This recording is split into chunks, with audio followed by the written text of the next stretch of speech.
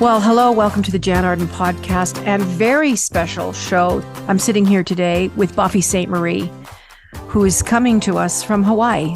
Buffy Sainte-Marie is an Indigenous singer, songwriter, musician, brilliant composer, a visual artist, an amazing educator. Social activism is where I first started seeing and hearing about Buffy Sainte-Marie in the 70s. As a young girl in Springbank, Alberta, Buffy Sainte-Marie was hitting all those buttons in my head about being a woman in this world, being a performer in this world, being someone who was voicing her opinions.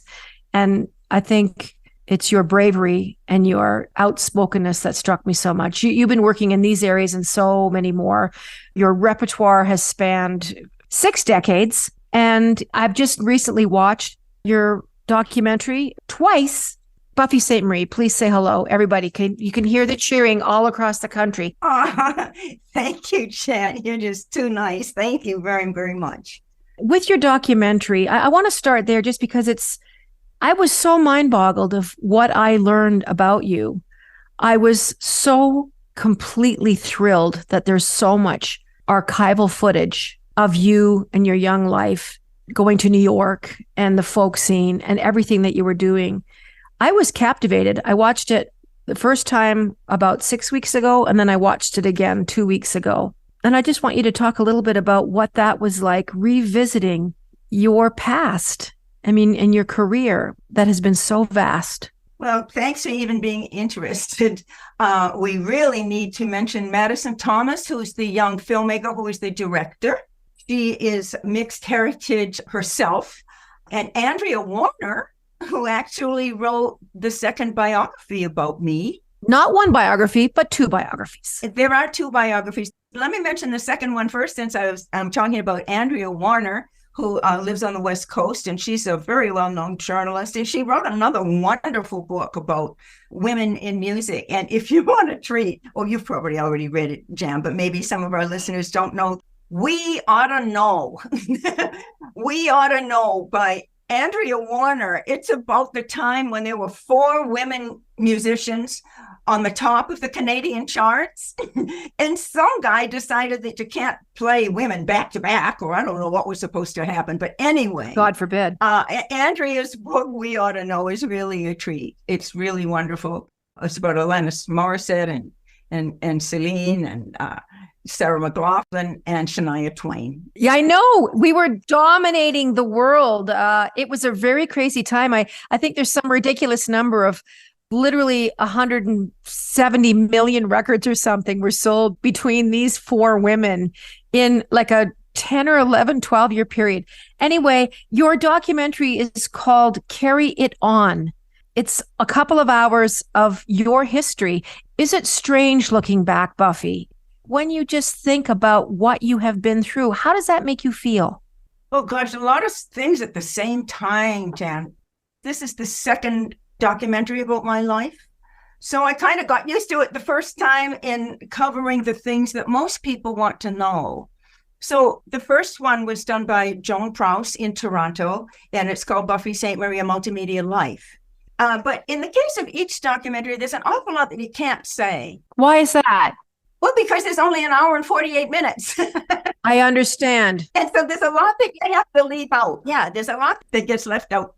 For instance, they didn't say very much about the Cradle Boy Teaching Project. They didn't tell very much about my actual life as a child. I mean, they mentioned one sad thing, but they didn't mention any of the happy things that happened as a child. They didn't go into very much about my kind of identity problems, when you don't know who you are, either as an adopted child or a child born on the wrong side of the blanket, or you don't exactly know who you are or where you came from. Well, let's talk about that. I want to talk about that. I mean, that is the beginning. You're doing a documentary and, you hit all those markers of, career highs and stars that you met and television shows you made appearances on and those types of things that, that's what the people want to know. Okay, let's take that opportunity. Buffy as a child, identity, being born on a reservation in Saskatchewan. But you don't know. You don't know that you were born on a reservation in Saskatchewan. I've read all kinds of things about myself. I read that my parents were killed in an automobile accident. I don't know who said that or why, but I don't know. People tend to fill in the blanks, I think, when they don't know. And journalists only have so much column space, and so things get left out. Also, I think there's also been a big confusion about my relationship to my Pie Pot family, who my second adopted family. I was adopted into Pie Pots, but I think some people think that I was adopted out of Pie Pots. So I don't truly know where I was born. I don't know. But when you're adopted, your papers are assigned by the court and sealed.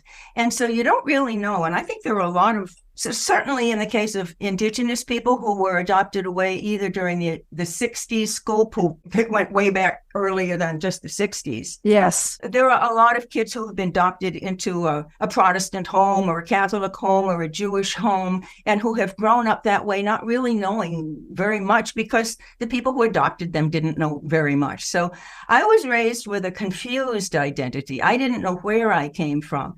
I was told that I could not be Indigenous. But on the other hand, on the same day, I was told that I could not be a musician for the same reasons.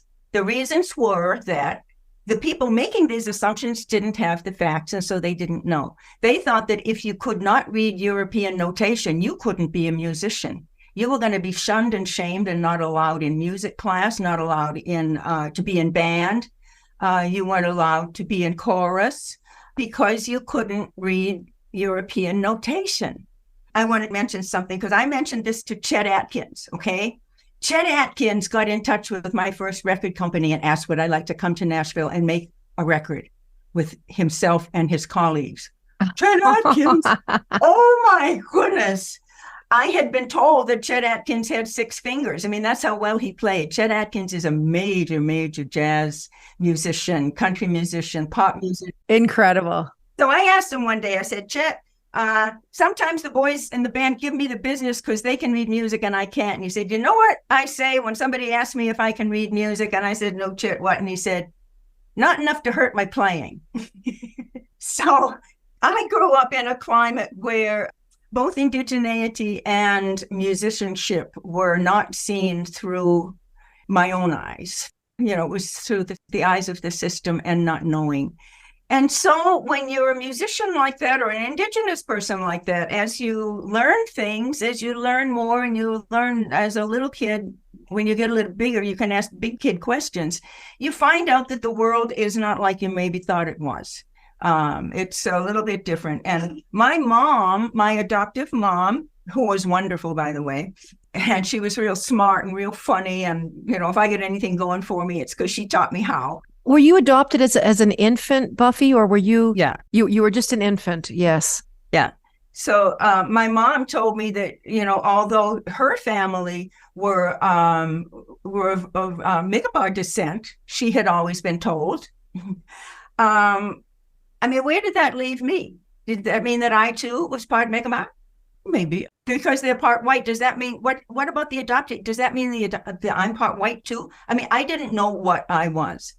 Imagine yourself in that position. You don't really know. You do the best you can.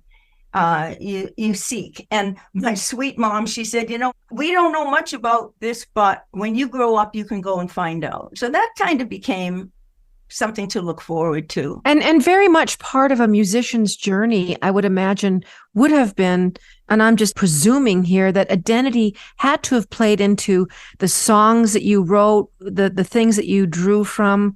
When I listen to your music, I hear the echoes of the past and I hear the hope of the future. I remember being in a very small basement suite apartment and listening to Bury My Heart at Wounded Knee. And it was so ahead of its time for me. I didn't have a record deal yet. I didn't have any of that. I really have to make this comment to you of how timeless your productions are, how timeless your voice is, how timeless this music thrusts itself into everything that's happening today with such ease and such grace. And your voice is so uncompromising. It is like nobody else's voice. When you sing 2 notes, I know it's Buffy Sainte-Marie.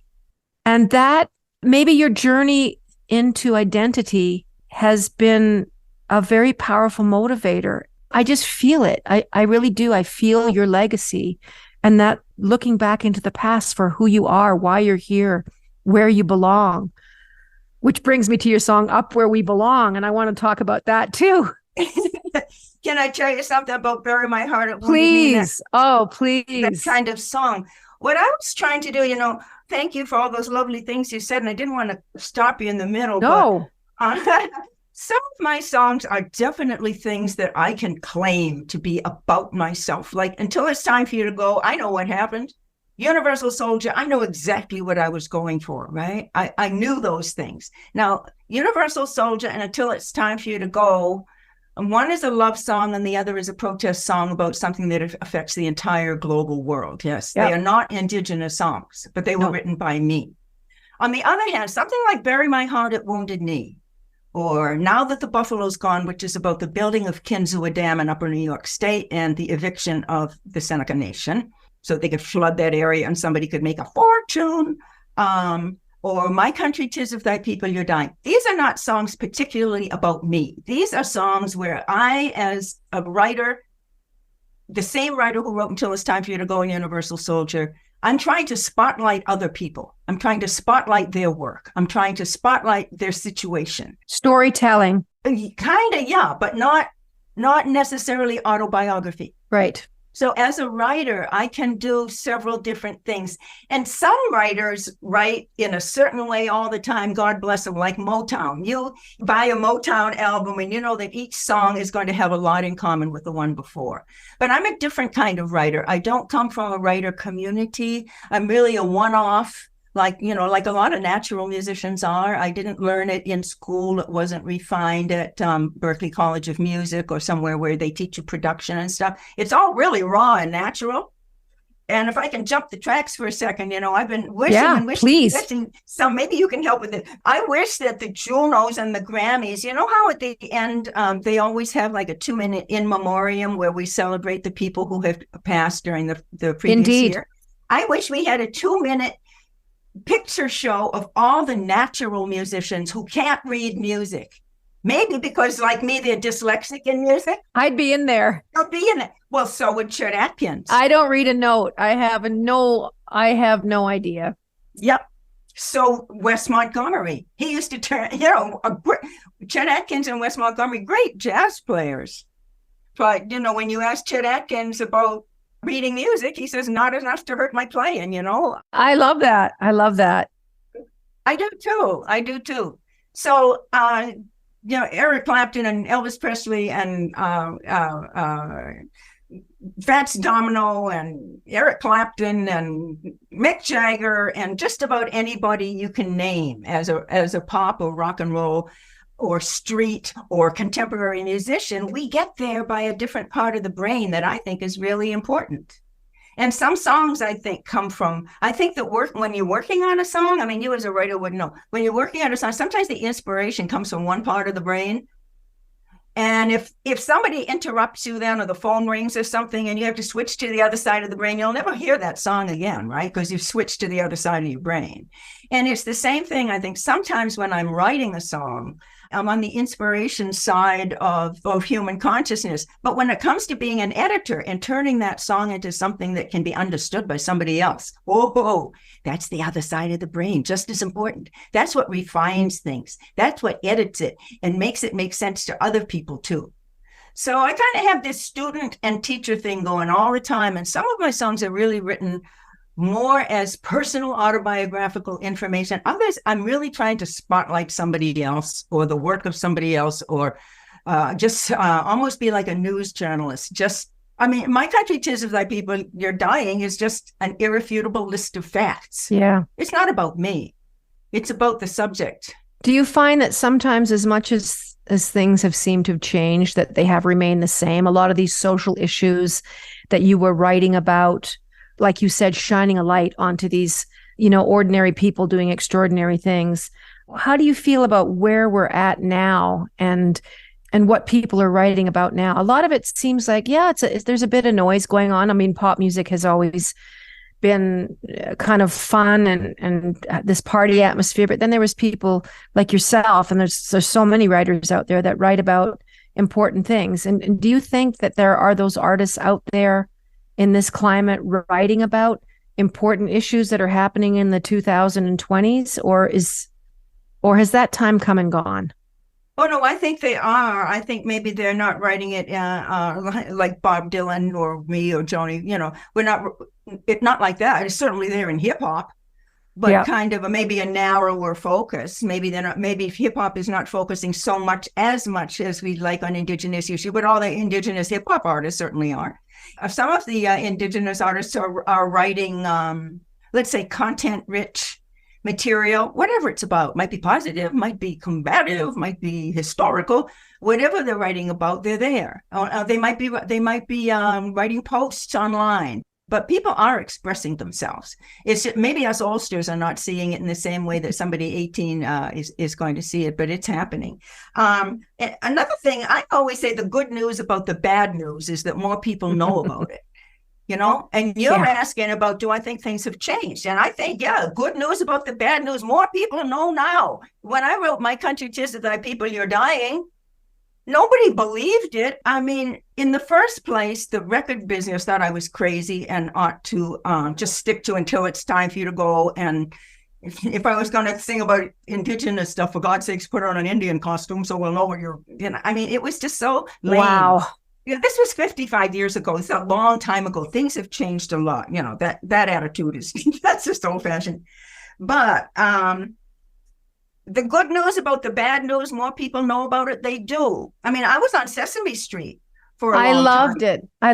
I loved all your stuff on Sesame Street. What I learned on Sesame Street is, you know what? There's always a new crop of 5-year-olds. So even though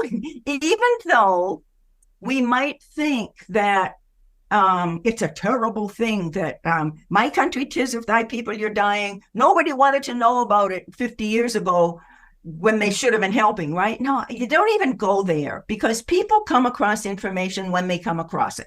They do. And as a writer, I think every writer, or even every singer, every artist, there are waves. You get opportunities for the spotlight to fall upon you.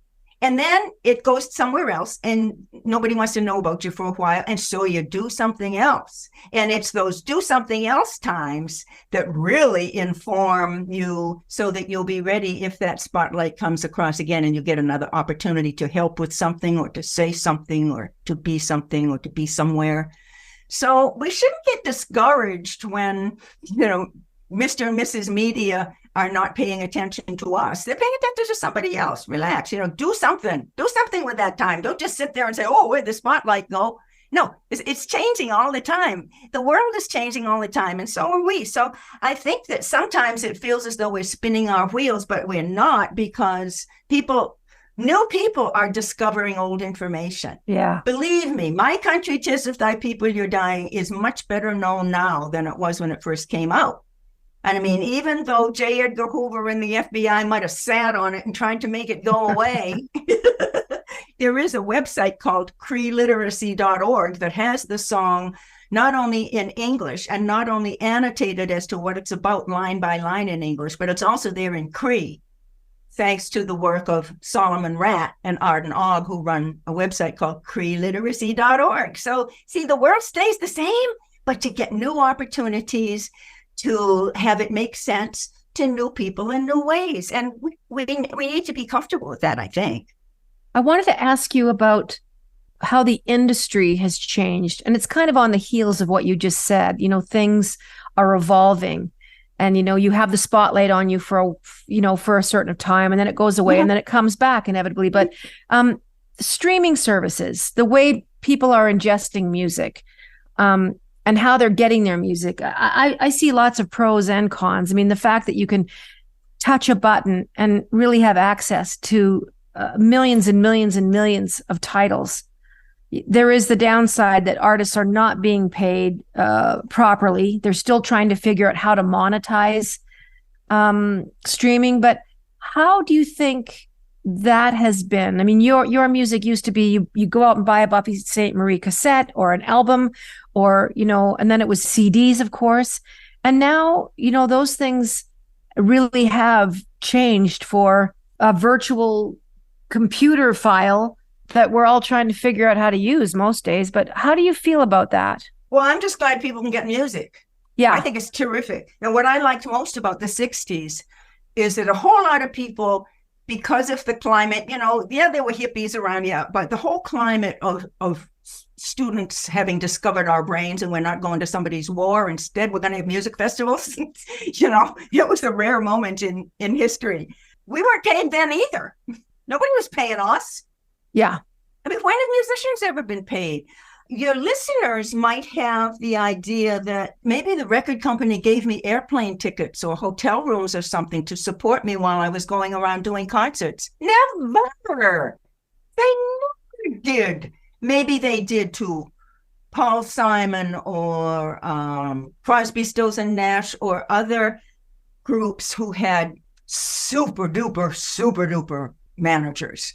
I mean, David Geffen was not to be messed with, right?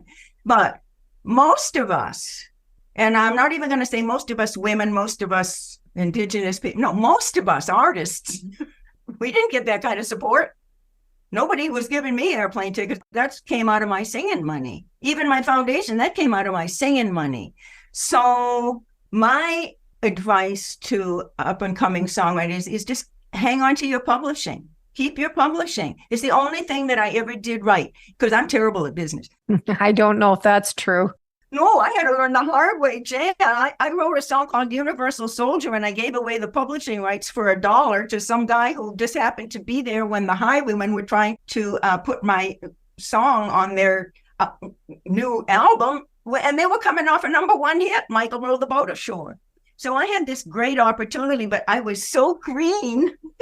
I was so green to show business. I had a manager who happened to be there that night, and he knew this guy, but nobody protected me. I mean, I was a nobody. And even after my name was well known, I never had I'm trying to give your audience the idea of what it's like to be just a songwriter there all by yourself. I did have a lawyer who gave me good advice, and he said, set up your own publishing company. And I did. But it was only after I made the mistake with Universal Soldier. Consequently, when Elvis Presley's people came to me and said that he was about to record my song Until It's Time for You to Go, I mean, a whole lot of people had already recorded that song. It was already a standard, according to Chet Atkins. Yep, it sure is. I mean, Barbara Streisand had recorded it, Neil Diamond had recorded it, Bobby Darin had recorded it, Sonny and Cher. So when Elvis Presley's people came to me, and I was a huge Elvis Presley fan, I was a teenager, we should talk about it. I said no. And the reason why I said no is because Elvis didn't write it. I wrote it. And so I was sticking up for other songwriters as well as myself. Did they want the publishing? Oh, yeah. So that would have been the Colonel saying, yeah, Elvis will do it, but we need to own the publishing. I'd heard that story many, many times before about Elvis cutting songs and the Colonel wanting the publishing, which really sucks. But it's industry standard. But how many people said no to Elvis? I don't know if there's anyone else that's documented. That took a lot of bravery. I mean, that's what I mean about you. You had so much for someone who was a singer-songwriter out in the world by yourself, financing yourself, making these decisions, yes, making mistakes along the way, but to say to Elvis Presley at the time, who you admired greatly, no, I'm not giving up my publishing. And by the way, it wasn't the Colonel on the phone. When the phone rang, it was somebody I already knew named Ferlin. I said, hi, Ferlin, what's going on? He said, Elvis just recorded your song and we're going to have some of that publishing money, honey. So they called again and again and again. And Elvis actually recorded the song 9 times without my ever having given up any of the publishing because he hadn't written it and I had. So that's what happened. But it happened because of Universal Soldier. And a lot of people will say that I was blacklisted because of Universal Soldier, but I've never believed that. They keep writing it, but I still don't believe it. I don't think, because Donovan recorded Universal Soldier. Glenn Campbell recorded Universal Soldier. Most people thought that Donovan had written it, but neither Donovan nor Glenn Campbell never got into any trouble because of Universal Soldier. The only person who got into any trouble was me. So I think that it had to do with sticking up for Indigenous issues. in my song and on TV. I debated a congressman on TV. So, I was really trying to spotlight Indigenous issues when I was, really young and green. Where did you get that bravado from? There wasn't any bravado. It's just that I forget where it was, California or somewhere. Somebody told me that this guy, this congressman was sticking up with a bunch of other congressmen to break every treaty in congressional archives. And this happens every now and then. And a lot of us knew that this happens every now and then. The average public would not know. But my friends were from the National Indian Youth Council, from the American Indian Movement. Everybody knew that this happens from time to time, that a congressman will try to break every treaty in congressional archives. And I knew what was going on. And somebody said, well, somebody's got to. So I went and stuck up for it. They asked me, would I stick up for it? So I did. And ahead of time, I worked with other Indigenous people to make sure that I had the facts straight. And it wasn't bravado at all. It had to be done. This guy was going to go on television and say things that were terrible. But that still takes courage. That still takes courage for a young Indigenous woman to speak truth and to speak truth to power. I just know that there's a lot of women, Indigenous or otherwise, that would never be able to gather themselves into a place of being that brave. I find it exceptional. But that's your activism. That's another part of your brain and your soul and your body. No, but I see people every day on television doing courageous things. Or I always say they were courageous. They might not say they were courageous, and I don't feel particularly courageous. I was more afraid of what this guy could do than I was afraid of what they could do to me, because it never even occurred to me that they could do anything to me. I didn't know. So maybe he was right and I was wrong, but not about the issue. Can you talk about your activism a little bit? Because I don't think your music, some of it is, like you said, it is about activism. It is about shouting out into the world of, what's just and what's right and what needs to be done. But then there's this activism part of you. This would be a perfect time to talk about your beautiful foundation, Nahiwan. Am I saying that right, Buffy? We are pretty close. Nihiwan. It means, it kind of means speak Cree or talk Cree, but what it really means is be your culture. Now, you've set up this foundation, and it's a mission to help children and of all backgrounds, and by improving their education. And this is very, very dear to your heart. And I'd love to hear more about that from you, how you set it up, where you got the idea from, and why you think it's important. Well, in 1968, maybe, I was in California. Actually, I was getting ready to do the Virginian. And but that's another story. I set up the Nahiwan Foundation primarily as a scholarship foundation because I was in a position that most of my peers were not in. I mean, my show business peers, my Indigenous peers, whoever. I was in a position that most young people are not in. I had airplane tickets to interesting places. If I would go to Stockholm, then I'd use those airplane tickets, and the next week or two I'd be way up north, 30 degrees above the Arctic Circle with Sami people who I knew through Sami musicians. You were getting around. I was getting around. And my MO was to use these show business airplane tickets to take me to Indigenous areas where I could learn and maybe help. And so and a lot of us were doing that. Only most people didn't have they just didn't have the ability to travel as widely as I did. Exactly. So I had found out in my travels how hard it was for an Indigenous student, say in South Dakota, to negotiate the path between high school and college. I mean, in the cities, there are guidance counselors and guidance fairs and job fairs and college fairs and all this stuff. No, you don't have that when you come from a rural area. So I started a scholarship foundation, and, I won an Academy Award in the 80s. But the thing that I'm most proud of, I only found out about it in the 1000-somethings.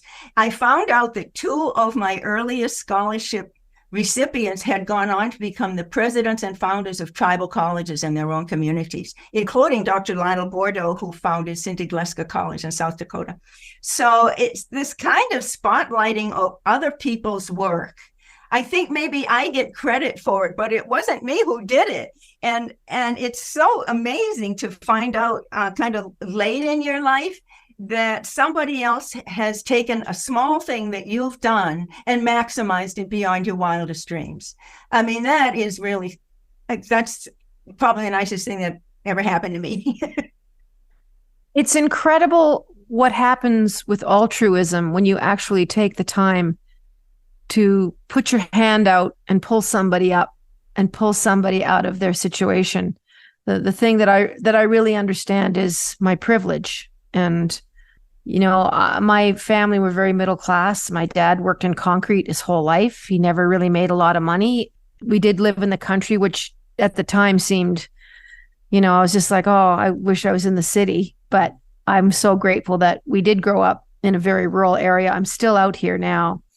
But just the idea of the feeling of grace that you must get from helping people and knowing that these people will go on to help other people. Well, you never know. You never know. Well, you don't know. You hope that they do, but you've seen it. You've seen the fruits of honoring your own journey in your life to help others. Yeah, so there weren't a lot of people doing that at that time, but now there are more. So, you know, like I said, with music and with the opportunity to spotlight other people's issues, sometimes you get a chance. You know, that song that I wrote called You Got to Run, you know, whether it's you got to run a marathon for breast cancer in your community, or you got to run for office because the bozos who are running things now, they need help, or you got to run your own life. It says, whether you're a woman or whether you're a man, sometimes you get to take a stand just because you think you can, or just because you know you can. You got to run. You got to run.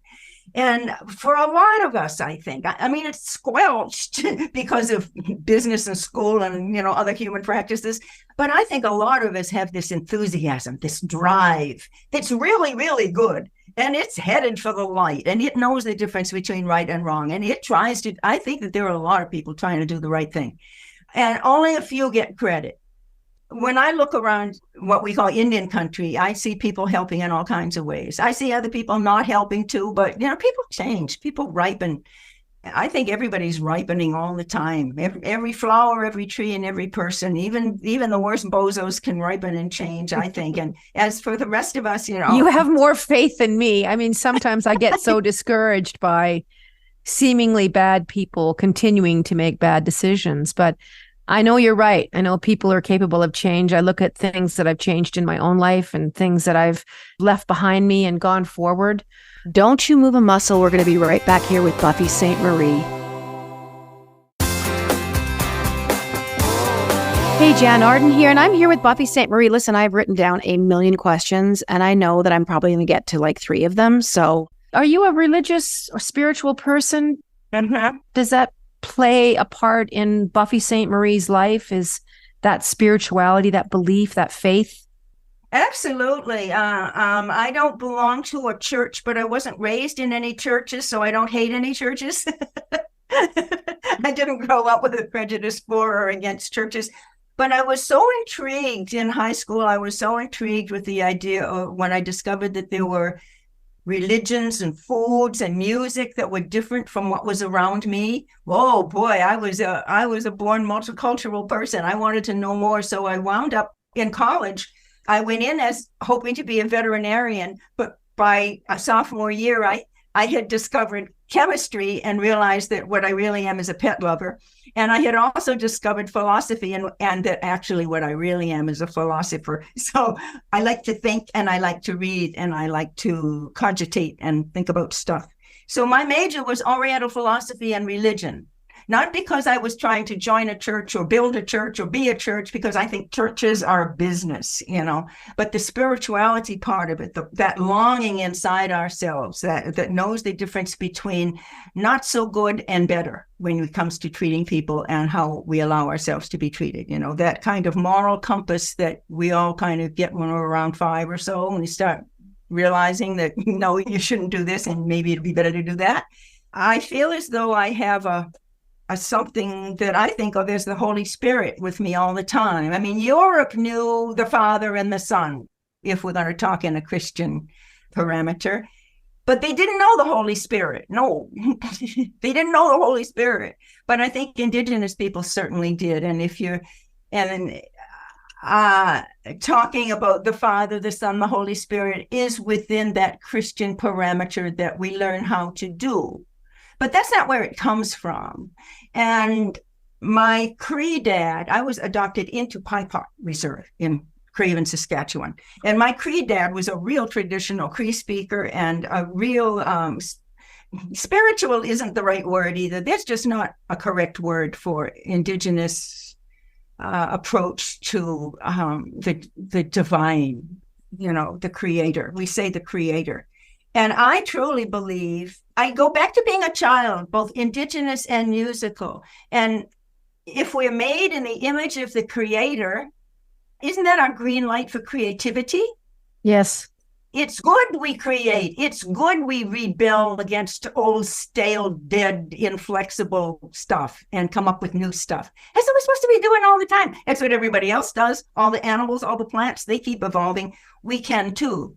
So in a way, my religion is creativity, the creation, the creator, all together. And the closest I can get to that in Christian terms, since we're talking about North America, is to say that I believe that Indigenous people, me included, women included, and lots of other people who don't even know it, I think we're included in the embrace of the Holy Spirit. And that's where our inspiration comes from. It's what I think about first thing in the morning, last thing at night. I just feel as though I'm in the arms of the Great Mother, of the sacred feminine, of that part of the Creator that we think of as the universe, Mother Spirit.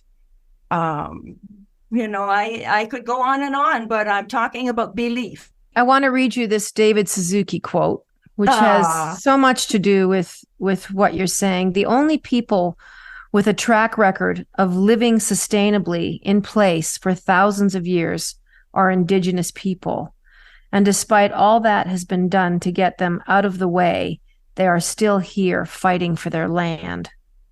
I wanted to read that quote because before we started this interview officially, you and I talked briefly about your life in Hawaii.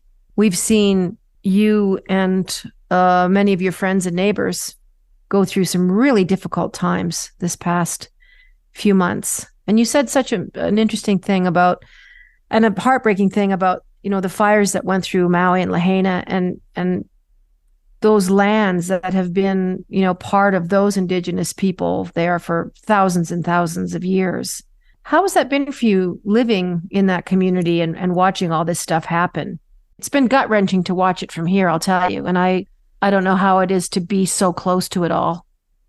Well, you know how your local news is. When you turn on the TV in the morning, your local news is all about your local stuff. And of course, we're just seeing it all the time because it's real and it's terrible.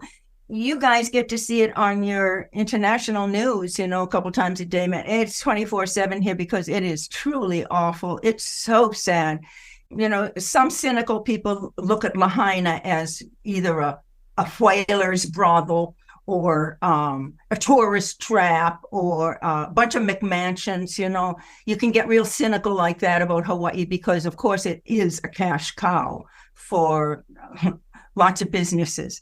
But beyond that, the local people who have been living on crumbs off those business tables all these years, they lost not only the land, the real estate, they lost their ancestry, they lost their burial grounds, they lost their future, they lost their present. It's just really hard. And Hawaii, we had a terrible hurricane on September 11th. In the 90s. And I saw how people pulled together here because here you do have what we call the aloha spirit. And it's really why I choose to live in Hawaii. I had to choose at a certain point where I was going to live. And I was in Regina. And, the reserve is on the best day, it's more than an hour away. And trying to get to an airport in the winter in Regina, it's not all possible. So I had to have a place where I had an airport year round. And so I live here, but the reason why, my heart reason of living here is because at least when I arrived, the aloha spirit was a real thing. And it's kind of the same thing that I find in Indigenous communities everywhere. And the question is not Why are Indigenous people so different from colonialized people? I heard this question when I was 30 degrees north of the Arctic Circle in Sami land with the Sami people in Norway at an Indigenous Peoples Music Festival. Journalists from the South, from France or Germany or somewhere, they wanted to know, how come all you Indigenous people are on the same page and all of us, we're the ones who are out of it? Then the answer came from a Sami woman. She said, it's because of Glorious Maximus. It's because of our butt. We sit it on the actual earth. We are nourished from Mother Nature.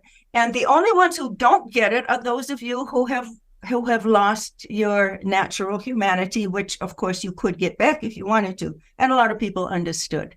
But Indigenous people have stuff in common all over the world. First, because we were invaded by the same group of bozos who shouldn't have been running anything.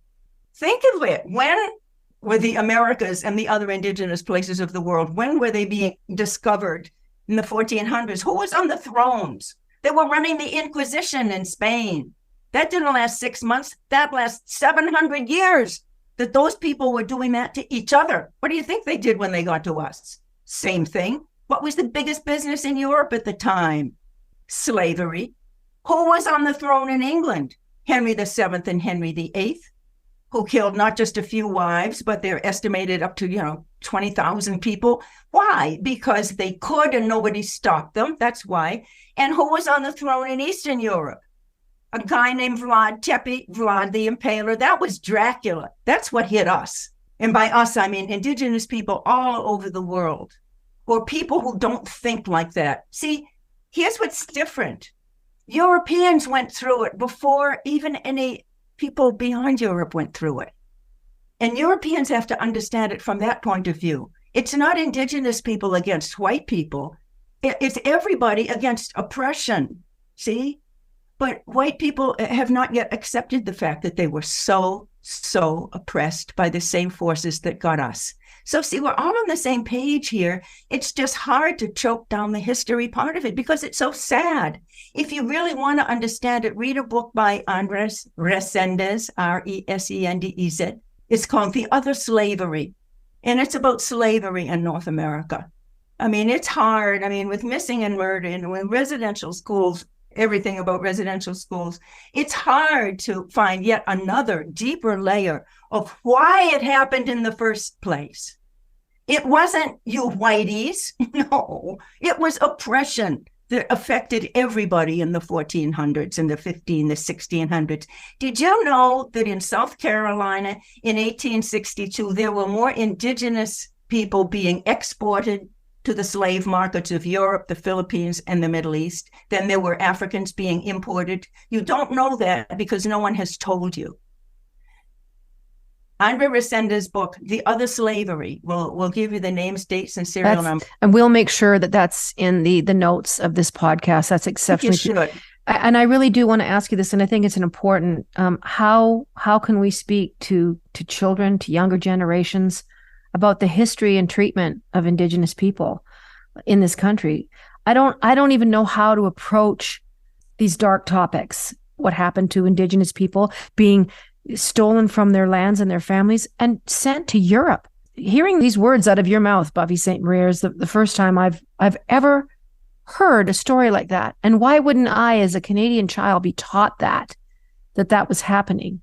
Do you really want to know? I do. I do want to understand it. And I do want to know, how do we have these conversations that are authentic, earnest, and that we go forward, that word reconciliation that gets slid across a table and not really acted upon. And it's frustrating.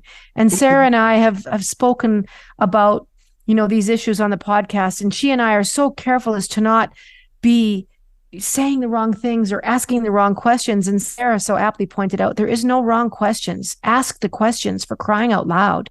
Don't sit on your hands and be too ashamed or too afraid to ask the question. So yeah, I will ask that question.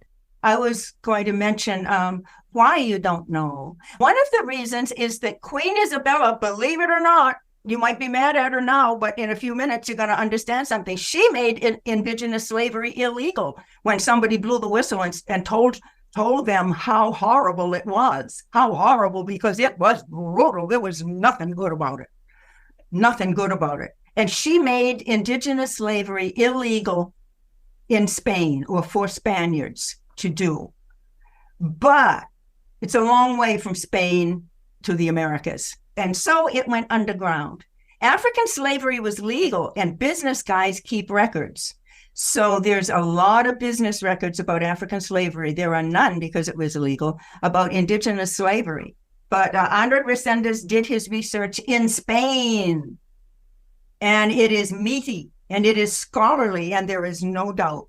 And indigenous people were not only sold in the slave markets of Europe during the 14, 15, 16, 17, 1800s, but also in the slave markets of the Philippines and the Middle East.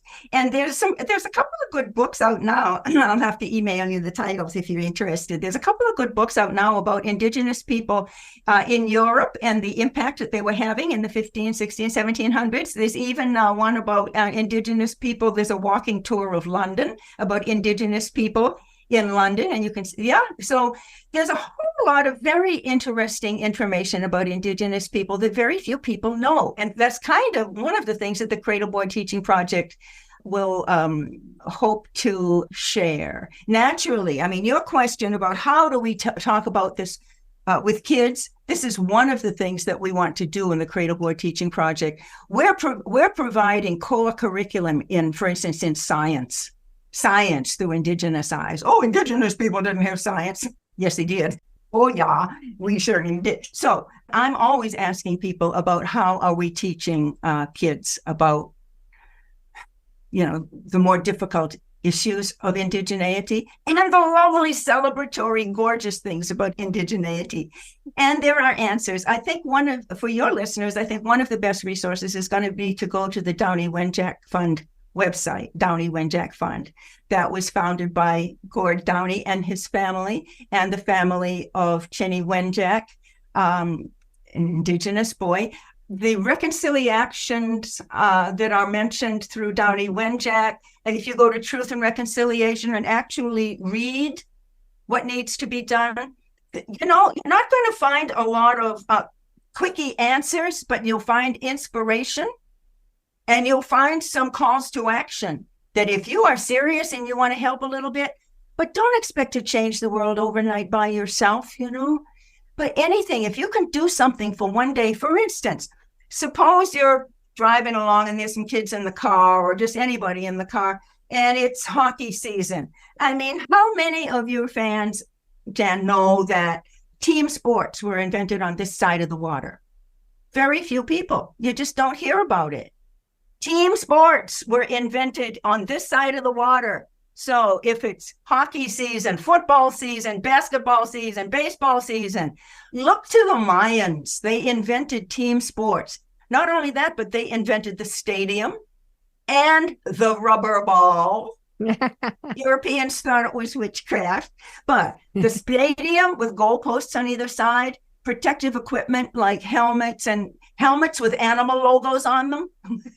Knee pads, hip pads, shoulder pads, a stadium with bleachers for the fans. I'm not kidding. There are play sets, thousands. Listen, I'm nuts for history. So the stuff that you're telling me right now, I do know, because history is that kind of history is, I'm fanatical about it, just reading about history.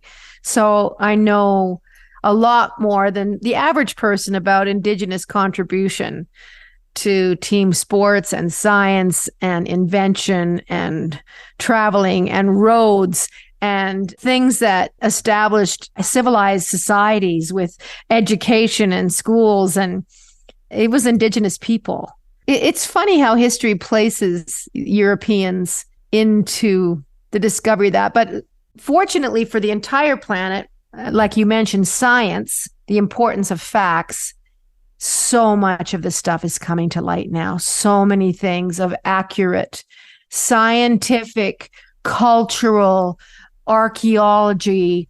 And I'm glad to see that, people that, not deniers, but people that have been studying the archaeology of Indigenous peoples are giving a lot more respect and a lot more credit to the people and the communities that made the things that they made. And they're literally scribbling shit out that was in books for the last 200 years being taught to children and going, this is gone now because he's not the guy that discovered that.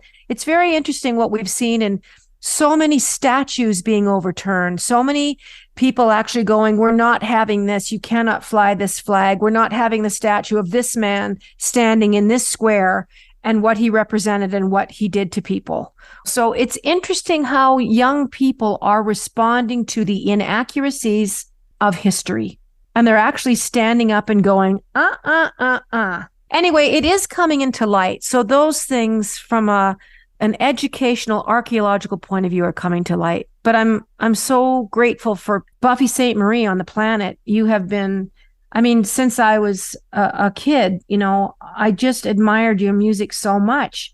And it's funny, I knew you were this amazing Indigenous singer-songwriter, but I'm going to be honest with you. When I was 14, 15, 16 and listening to you, I thought, oh my gosh, this young woman is from Canada. And she is in New York, and she is in Europe, and she is in Los Angeles, and she's got hit songs, and she's on that talk show.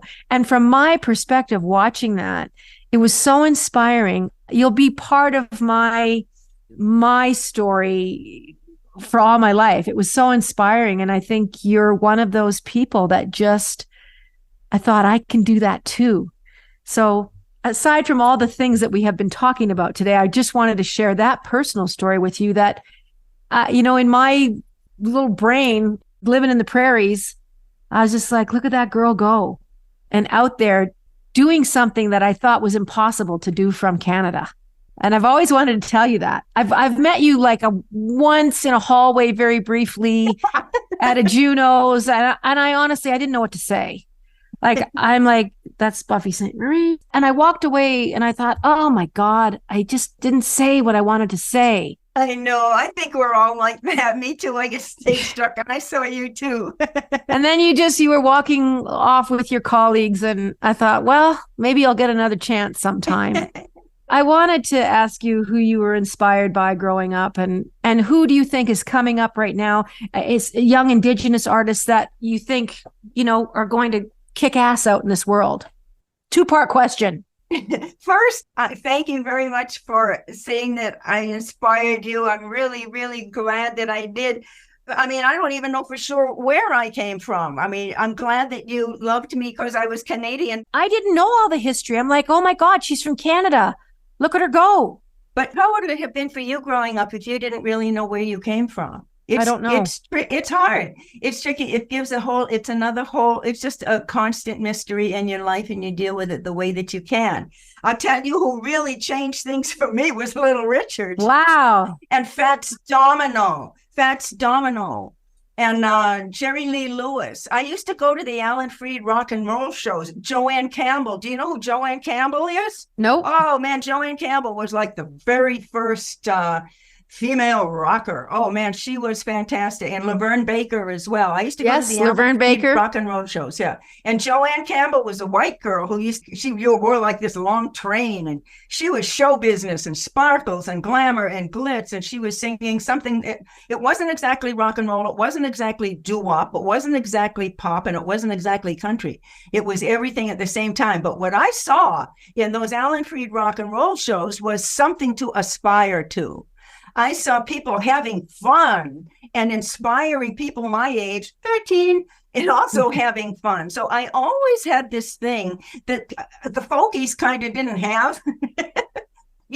Show business is one of those businesses that I think Christian Dior's hemline concept has a lot to do with. Christian Dior, I think, he's credited with being one of the first guys to say, we got to change the hemline every so often so that the user, women, will feel out of date if they don't have our latest project. So that's why we kept changing hemlines. Where did you get your first guitar? I got my first guitar from a pawn shop in Massachusetts, and I didn't know how to tune it, so I tuned it in. I thought you were supposed to tune it just for the song, so I would tune it different. And I learned, I used to buy song hits magazines and play all the, Everly Brothers, Fats Domino, even like the Castro sisters and the DeJohn sisters, those doo-wop girls. I thought that music was really a lot of fun. And I wasn't thinking really of writing music about anything. It was just fun. It was fun to dance to, and it was in my head like any other natural musician. So, I don't think any of us knows where it comes from, but I certainly was inspired to want to have my songs do something. And so well, they did that. When I entered show business, though, I knew I couldn't be Joanne Campbell or Little Richard or Elvis Presley or any of my idols. So I didn't have any courage at all. I just got on the stage because as a student, you could. I was a guitar player, so you could play in an open mic night. And I thought that I didn't have any courage at all when it came to being a singer. I didn't think I was a very good singer, but I knew that the songs that I was writing were interesting. And I thought people would like them, whether they were love songs or songs about something serious, which you could do like Universal Soldier in the 60s. So whether they were Indigenous or war and peace or love songs or whatever, I thought that people would like to hear the songs. I thought when I was going to make a record, I thought I would only make one. I didn't know I would ever have a career. So it's really been hit or miss for me. When there's an opportunity to say something that I think makes sense, I do. And if it's quiet for a while, I don't worry about it. I just do other things. I have a real life as well as a show business life, and I'm not traveling or touring at all. I'm officially retired, so I'm only now working on the Nahiwan Foundation, Downie, Wenjack, other places where maybe I can help. Well, and doing this with us has been incredible. How could you have ever imagined the career that took hold of you, winning an Oscar? I mean, that had to have been so bizarre. And when they called your name and called the song, and Jennifer Warnes, of course, is one of my all-time favorites as well. Isn't she? Yeah, I've actually had a chance to speak to her once, several years ago, but I don't know what that must have felt like. Could you have ever imagined winning an Oscar? No, I never could have imagined that. No. Do you have it in your house? Is it somewhere?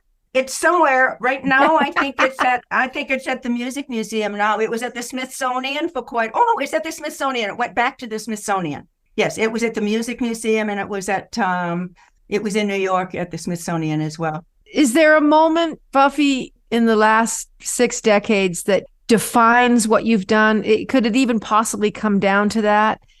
Is there a moment that just remains as such a special thing in your heart? Or is it just a string of lights? No. It's like when I think of like the highlight of my life, it was when I was in Bismarck, North Dakota, at a tribal college meeting.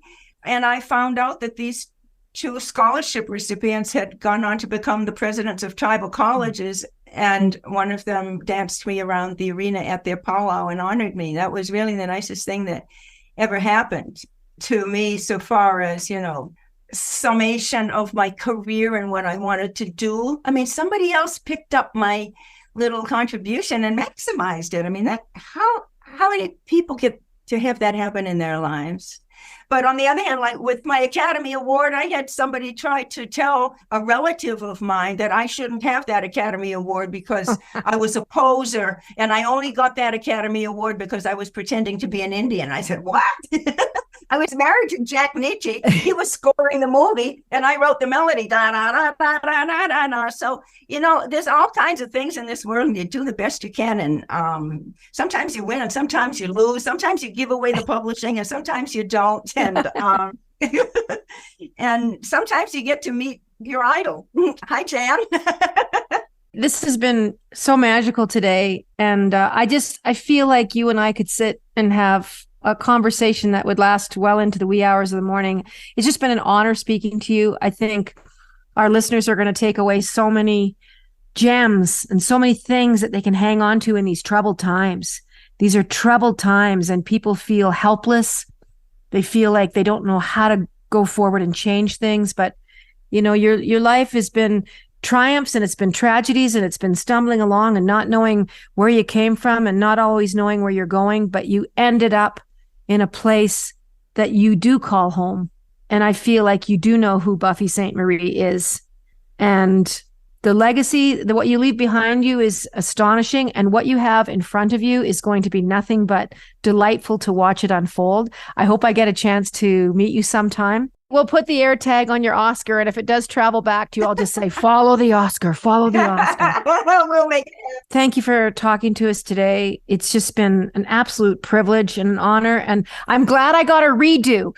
I would rather have had this moment to have a long conversation with you than the 2 minutes that I had in the goddamn hallway in some arena somewhere where I didn't know what to say. Oh, and I'm usually not at a loss for words, but I'm here and doing what I'm doing because of women exactly like you, Buffy Sainte-Marie, who just not only did you blaze a trail, but you had a flamethrower in front of you and behind you, and you just widened it, and you did so many genres of music. That was another thing that always was so, I'm like, I don't have to do or be one thing. Buffy Sainte-Marie can do this and that and protest songs and love songs and write for all these people, and Glenn Campbell's cutting this. And that one song can take on other lives. Like each artist that cut these songs made their own way through it. You taught me that, like just from a songwriter's point of view of letting go of your creations and like, no, this artist is going to discover what they're going to discover in that song and letting it fly and letting it go. And I think that's been truly such a gift that you've had to create those soundscapes and those lyrics for people to make their own. Like Universal Soldier felt so different coming out of your heart than it did Donovan. Like I've listened to a lot of these different versions and I'm like, is that even the same fucking song? Like, so incredible. Turning down Elvis, people. It's just like, no, you can't have my publishing, Elvis Presley. I'm sorry, but you can't have it. Jann, next time, can we do this in person? And I'm going to interview you. I would love it. I'm going to hold you to it. And thank you so much. Oh, thanks. Well, what an amazing conversation that was with Buffy Sainte-Marie, an absolute idol of mine. Buffy Sainte-Marie has also lended her voice to A Day to Listen. It's a program really amplifying Indigenous voices that's going to be airing on 500 radio stations this weekend. 500, folks. And we've got a lot more info in the show notes. That's for the National Day for Truth and Reconciliation. You're not going to want to miss that. Buffy Sainte-Marie, she's got a lot to say about it. She's got a lot of sage wisdom. She's lived it, folks. And she has a lot of valuable things to say about how we can learn and how we can go forward and how we can participate in healing. So don't miss that. Listen, hit subscribe. You can find the Jann Arden podcast on all your favorite streamers, iHeartRadio, or anywhere you get your podcasts. Give us some stars. Give us 5 stars. It helps people find us. Give us 6 stars, even though you can only give us 5 stars. We will see you next week. Thanks to all our listeners. Take care of yourselves. Toodly-doo.